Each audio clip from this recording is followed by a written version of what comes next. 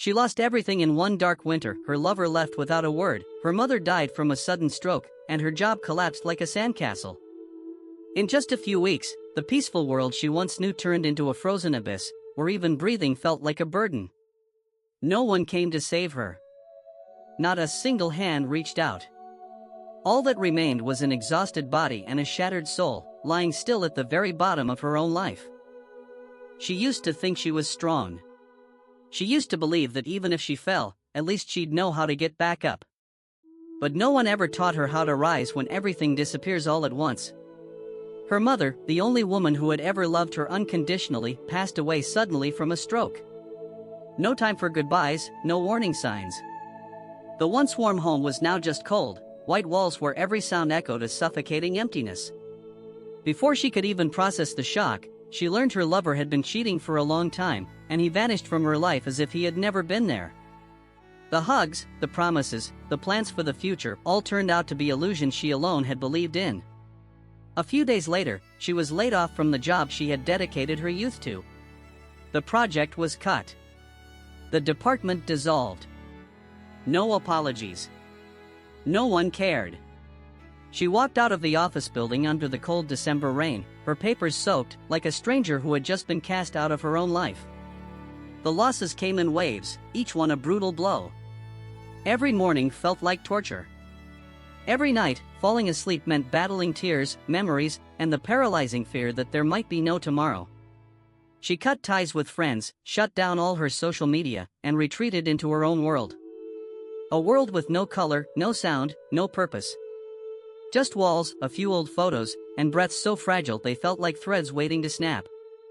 Rock bottom isn't a place.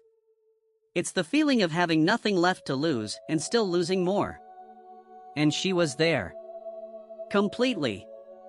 Alone. Day after day, she sat silently on the old sofa, staring at the peeling paint on the wall across from her. No more tears. No more anger. Just a terrifying emptiness that swallowed every sound. Then one morning, in a haze of half-sleep, she heard her mother's voice, "Get up, sweetheart. Keep living." She couldn't tell if it was a memory or a hallucination, but when she woke, for the first time in weeks, she folded her blanket, washed her face, and opened the window. A thin beam of sunlight crept into the dusty room. Not warm, but real. Her journey began with things that seemed meaningless, washing the dishes, doing laundry, writing a few lines in a journal. Each small act was a victory. No one saw it. No one praised her. But she knew she was inching her way out of the darkness. She started jogging in the early mornings. The first steps felt like dragging a weight of sorrow behind her.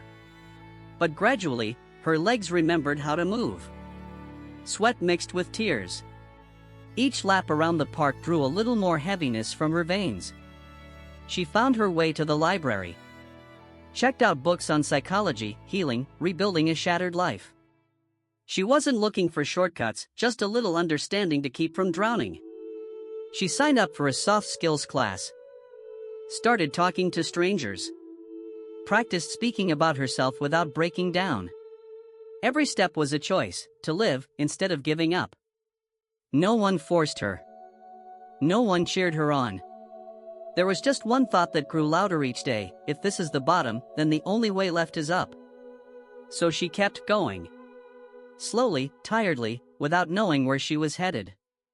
But this time, she didn't let the pain lead the way. This time, it was her own hand pulling herself back up. The journey continued step by step, quietly, without fanfare. But one night, after the final session of her soft skills class, she stood in front of the mirror for a long time. No makeup, no fancy clothes, her hair slightly tousled from the evening jog, and for the first time in months, she saw a real woman staring back. No longer a shadow of despair. No longer someone discarded or forgotten. It was her, with eyes deep and quiet, but no longer broken. In that moment, she realized no one was coming back to save her, and she no longer needed them to.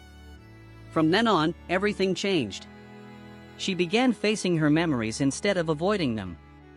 Whenever she thought of her mother, instead of crying, she wrote letters to her even if they would never be read.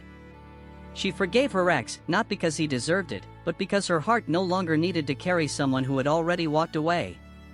And most importantly, she stopped blaming herself.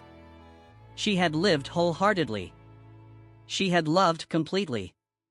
And she was still surviving. This was no longer a journey to go back to who she was, but a process of accepting that she would never be the same, and that was perfectly okay. She learned to cherish the little things: a warm cup of coffee, a morning filled with sunlight, a message from an old friend. Not every wound had healed, but they no longer bled. She began rebuilding herself, not to prove her strength to anyone, but because she deserved to feel light in her own body and soul. It wasn't a dramatic awakening. No thunder, no grand epiphany. Just a woman who had once hit rock bottom, now knowing, peace isn't somewhere far away, it lives in the choices she makes for herself. When her inner world was steady enough, she returned to the outer one, not as someone searching for something to hold on to, but as someone who had laid her own foundation to stand tall. She rewrote her resume and sent it out, not with expectation, but with calm. This time, she didn't try to impress anyone. She was simply honest about what she had, and what she had survived. A few weeks later, a small company called her in for an interview. The job wasn't glamorous, the pay wasn't high, but the co-workers were kind, and the atmosphere warm enough for her to feel like she belonged. She cleaned out her mother's old room. Wiped down every picture frame, folded every belonging. She played the music her mother once loved, made a cup of hot tea, and placed it on the altar.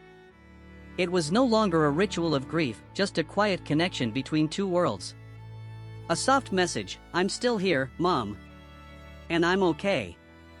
Friends started texting again. At first, she responded politely. But slowly, she opened up, invited them for coffee, talked about the days she'd lost. She no longer felt ashamed of her fragility. She no longer felt the need to armor herself to be loved. One day, by chance, she ran into her ex on the street. He was with someone else, his eyes flickering with awkwardness when he saw her. But she simply smiled, nodded, and kept walking. No bitterness. No longing. Everything had returned to its rightful place, the past. She didn't need to prove she had paid her dues, or that she was happier now. The fact that she was living, truly living, with clarity and intention, was already a loud enough answer. Coming back doesn't mean returning to who you were. It means standing in the middle of an ordinary life, with a heart that once shattered and now beats steadily to its own rhythm. The new life didn't arrive like a sudden gust of wind. It seeped quietly into the rhythm of her days, like sunlight slipping through the crack of a door each morning, unhurried, unannounced, but certain. She still lived alone in her small apartment. But now, the silence was no longer frightening. It became a space to listen to herself, to care for each meal, each night's sleep, each breath. She learned to cook. She practiced meditation. Every so often, she blogged about the journey she once thought she wouldn't survive. No one gave back what she had lost. But she no longer asked for it. She had learned how to love without conditions, starting with herself. Every weekend, she volunteered at a counseling center for women with depression. As she listened to stories that mirrored her own past, she no longer cried. She smiled gently, held their hands, and said just one thing: "I've been there. And I made it out." There was no miracle. No hero. Just a woman who once hit rock bottom and dared to climb, inch by inch, on her own. She was no longer afraid of pain. No longer afraid of loss. Because she had come to understand, the greatest strength doesn't lie in holding on, but in knowing when to let go and move forward. The peak of life isn't the brightest place. It's the moment, in the dark, when you finally learn how to light your own way. And she, the woman who once broke in silence, was now truly living, day by day, with full awareness, quiet gratitude, and the freedom she had reclaimed with her own hands. Not to prove anything, but simply to live.